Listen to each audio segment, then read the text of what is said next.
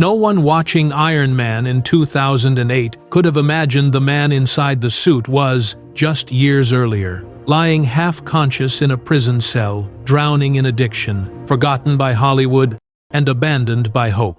Robert Downey Jr. was once called the next Marlon Brando, but behind that charismatic smile was a soul unraveling faster than anyone could stop. Fame had given him everything, but it had also taken everything that truly mattered.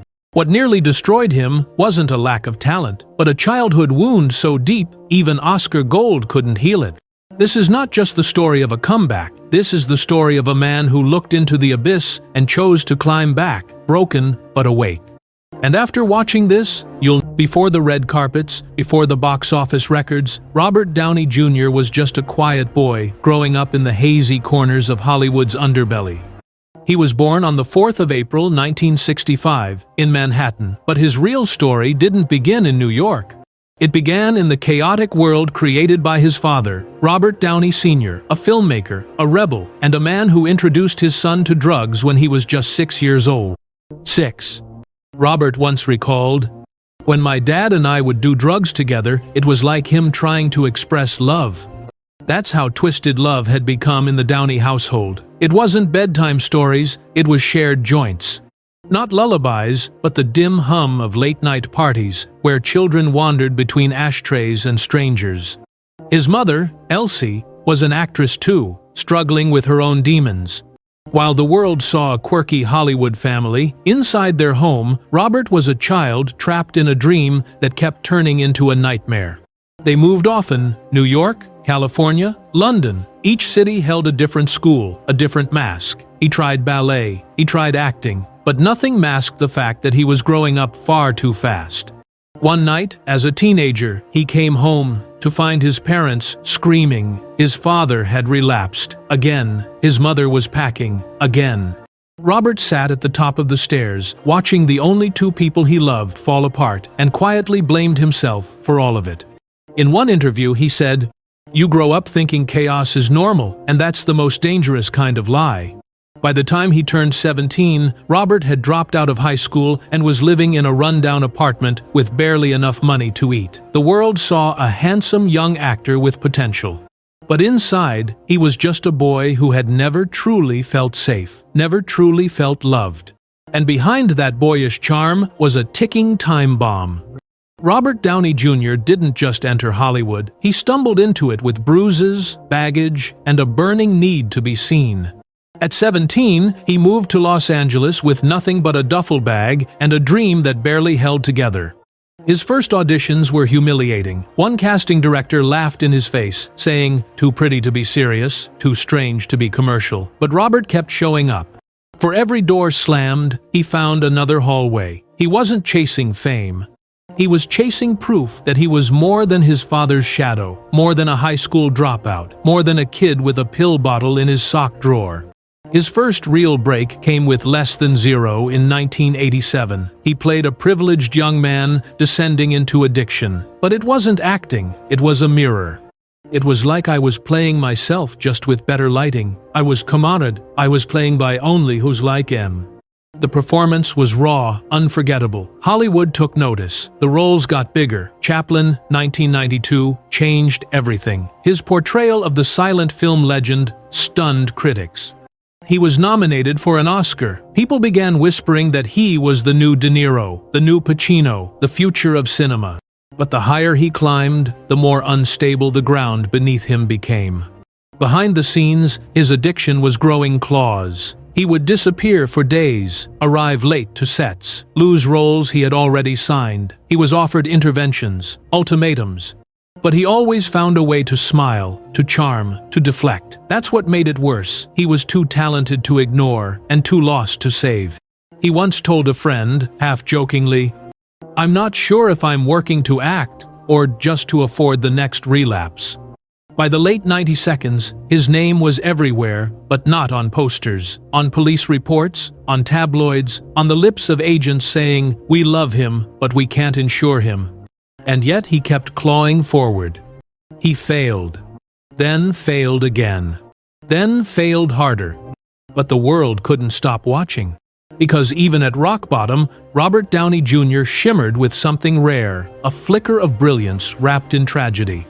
In 2008, when the Marvel logo lit up the screen and Iron Man took flight, so did Robert Downey Jr.'s life. It was a risk. Jon Favreau had to fight the studio to cast him. Executives warned, "He's brilliant, but he's a liability." Favreau didn't flinch. "He is Tony Stark," he said, not despite his past, because of it. And he was right. The film became a cultural earthquake. It didn't just launch a franchise, it birthed an empire. Suddenly, Robert wasn't just a star. He was the face of a global phenomenon, a billion-dollar man.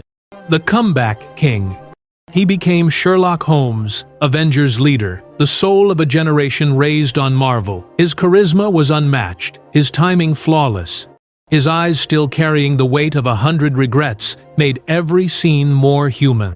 Hollywood finally gave him the throne. But the crown was heavy. Fame never cured his demons, it only gave them better disguises. His schedule became brutal. Press tours, shoots across continents, expectations, image control, every step monitored.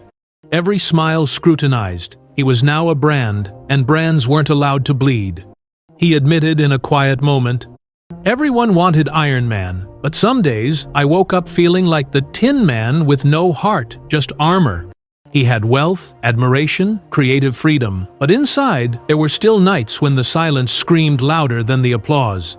Friends drifted, some died. The industry he loved became a machine he had to constantly fuel, lest it leave him behind. And yet, he never let it show. Because that's what he had mastered, making the world believe he was invincible, even when he wasn't. Yes, Robert Downey Jr. had everything except peace. Before the triumph of Iron Man, before the redemption arc that fans love to celebrate, Robert Downey Jr. was circling a drain, and no one could stop the spin.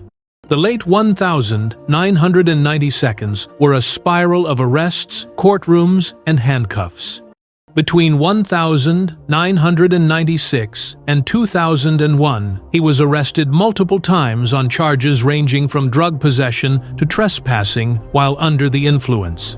There was one arrest that said it all. He was found wandering into a stranger's house and falling asleep in a child's bed, high out of his mind. In one court hearing, the judge looked him in the eye and said, "It's not that you're unwilling to stay clean, it's that you can't." Robert didn't argue. He just nodded, because he knew he had lost control. In 1999, he was sentenced to 3 years in prison at the California Substance Abuse Treatment Facility. That same year, he was nominated for a Golden Globe. Think about that. In prison, and still one of the best actors in the world. He spent nearly a year behind bars. The cell was small, the silence loud. He said later, "The most dangerous place for someone like me is alone with my thoughts." When he was released, the industry hadn't waited. Roles vanished, agents disappeared, studios blacklisted him, directors hesitated. He had become a punchline in late-night monologues. Even worse, he lost custody of his son, Indio. That moment, more than any jail sentence, shattered him. "I remember looking at my son through a visitation window," he recalled, "and I thought if I don't fix this, he'll grow up thinking his father was a ghost." He relapsed, again and again. Even as people cheered for his comebacks, he'd fall back into the pit. It was like watching a man trying to swim with chains around his neck. He hit bottom so hard, it cracked everything. And yet, in that lowest of places, something finally changed. It wasn't rehab, it wasn't a role, it wasn't even fear of death. It was love. Susan Levin, a film producer he met on the set of Gothika, saw something in him no one else could see anymore, a future, but she gave him a brutal choice. "If you don't get clean, I'm gone." This time, Robert chose differently. He chose life, and for the first time in decades, he meant it. Recovery wasn't instant, it never island, but this time, it was real. With Susan Levin by his side, soon to be Susan Downey, Robert began to rebuild, one fragile piece at a time. He embraced therapy, meditation, martial arts. He practiced something he had never truly understood before: discipline. He called it the boring path to freedom, and he stayed on it. He made a silent vow. "Never again will I lose what matters for the sake of what doesn't." It wasn't just about staying clean, it was about becoming someone his son could admire, someone Susan could trust, someone he could live with. Then came the audition for Iron Man. He wasn't the studio's first choice, he wasn't even their fifth, but Jon Favreau fought tooth and nail, and Robert showed up not with arrogance, but with gratitude. Not with swagger, but with sincerity. "Whatever happens," he told Jon, "thank you for the chance to prove I'm still here." The rest is legend. But Downey didn't let the second chance go to waste. He showed up early, stayed late, encouraged young actors, took pay cuts to protect crews. He became not just a star but a leader. Off-screen, he launched the Footprint Coalition, an initiative to use robotics and technology to heal the planet. He became a fierce advocate for prison reform, mental health, and environmental justice. At home, he focused on being a father and a present one. He rebuilt his relationship with Indio and embraced life with his two younger children, no longer a ghost, but a guide. In a rare moment of reflection, he said, "My past doesn't define me, but it reminds me every single day how far I've come." He stopped being Tony Stark after Avengers Endgame, but the truth is, Robert Downey Jr. had already become something greater, a man who defeated his darkest self. He once slept in a prison cell. Now, he's immortalized in cement, outside the TCL Chinese theater. He once lost everything. Now, he gives everything his time, his voice, his heart. But the most powerful part of Robert Downey Jr.'s story isn't the comeback. It's what he learned in the fall. In the end, he taught us that no amount of fame can fix what's broken inside, but love, accountability, and courage just might. And maybe that's the real reason his portrayal of Tony Stark resonated so deeply, because behind the tech and the ego and the armor was a man terrified of losing himself, a man trying to make peace with his past. A man learning that being a hero doesn't mean being perfect, it means choosing to keep going. "Sometimes the mask isn't to hide who we are," he once said. "It's to remind us who we're trying to become." So here's a question worth asking.